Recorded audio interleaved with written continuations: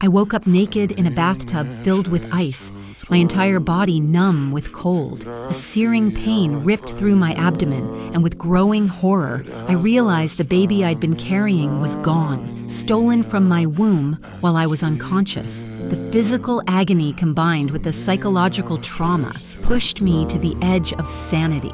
I screamed for help until my throat was raw, but my cries echoed unanswered in the empty space around me. Fighting through waves of excruciating pain, I managed to drag myself over the edge of the tub, my body trembling uncontrollably. Every movement sent fresh spikes of agony through my stomach, making it nearly impossible to move. Driven by nothing but raw determination and a burning need for revenge, I inched toward a pile of clothes in the corner, placed there as if someone had anticipated my escape. After what felt like hours, I finally dressed myself and pushed open the door.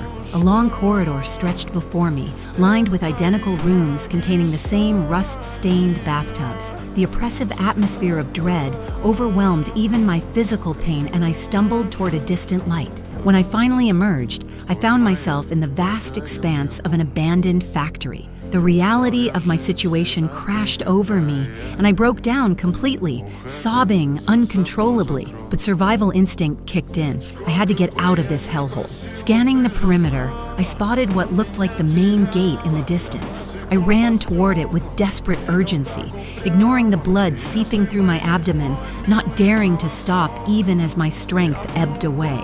But my hope shattered when I reached the chain-link fence topped with barbed wire, secured with a massive padlock.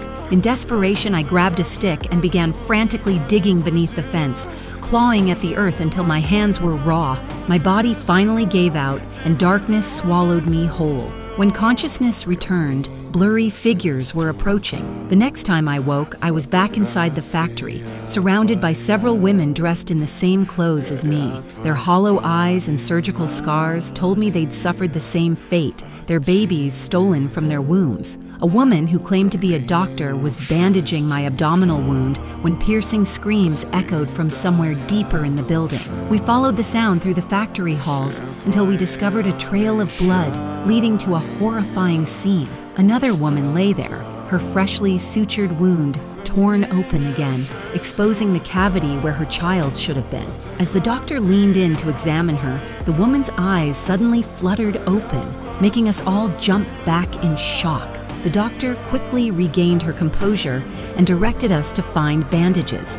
After frantic efforts to stabilize her, the dying woman used her last reserves of strength to whisper something that chilled us to the bone. Then her eyes closed for the final time. Could our children still be alive somewhere? With minds full of unanswered questions, we buried her.